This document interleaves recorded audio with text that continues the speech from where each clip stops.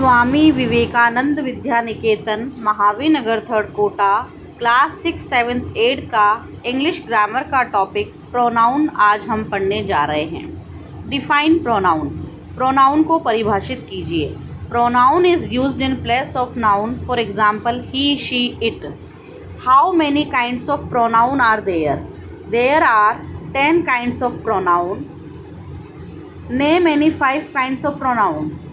और प्रोनाउन 10 प्रकार के होते हैं, लेकिन 5 प्रकार के नाम बताने हैं। पहला personal pronoun, reflexive pronoun, demonstrative pronoun, interrogative pronoun और रेसिप्रोकल प्रोनाउन। तो सबसे पहले हम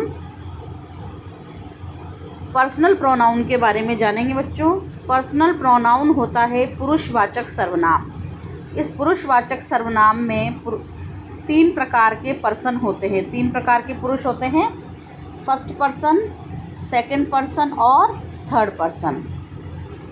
फर्स्ट पर्सन में भी सिंगुलर होता है और प्लूरल होता है। जैसे फर्स्ट पर्सन है बोलने वाला वक्ता, वक्ता अपने आप को बोलेगा आई, तो आई होता है फर्स्ट पर्सन का सिंगुलर। आई का बहुवचन बनाएंगे तो हो जाएगा वी। उसके बाद होता है सेकंड पर्सन। सेकंड पर्सन होता है जो आई बोल रहा है उसको सुनने वाला यू, तो यू है सेकंड पर्सन।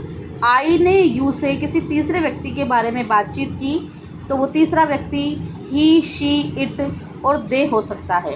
तो ही, शी, इट तो हुआ सिंगुलर थर्ड पर्सन, और इन तीनों का बहुवचन होता है दे, तो दे हो गया प्लूरल।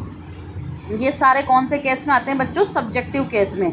अगर हम किसी वाक्य को कर्ता से शुरू कर रहे हैं तो कर्ता के स्थान पर हम क्या क्या यूज़ कर सकते हैं? I, we, you, he, she, it और दे। ऐसे ही आता है ऑब्जेक्ट। अगर हमें इन पर्सन्स को ऑब्जेक्ट की जगह ले जाना पड़े तो इनका क्या हो जाएगा?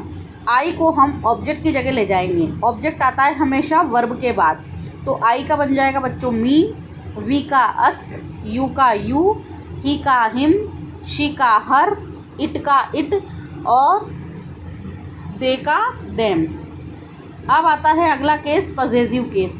किसी भी व्यक्ति की कोई चीज़ होती है, कोई अधिकार होता है, वो उस चीज़ को अपनी साबित करता है।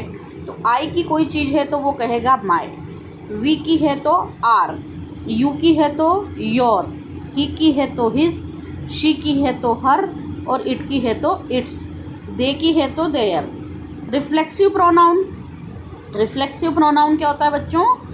जिसका रिफ्लेक्स खुद उसी सब्जेक्ट के ऊपर पड़ता है। जैसे आई माई सेल्फ, मैंने स्वयं ने, we ourselves, you yourselves, he himself, he से बना हिमसेल्फ, शी से बना हर सेल्फ, इट सेल्फ और फिर देम सेल्व्स।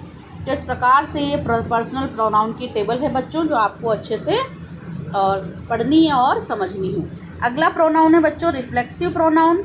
रिफ्लेक्सिव प्रोनाउन का मतलब होता है निजवाचक सर्वनाम। जब वाक्य में जो सब्जेक्ट है उसका रिफ्लेक्सिव केस ऑब्जेक्ट के रूप में आता है तो उसे रिफ्लेक्सिव प्रोनाउन कहते हैं। जैसे ही सेड टू, उसने कहा, किससे कहा? हिमसेल्फ, उसने अपने आप से कहा। You are talking to yourself, तुम अपने आप से बातें कर रहे हो। इस प्रकार हमने 2 प्रकार के प्रोनाउन इस वीडियो में जान लिए हैं बच्चों।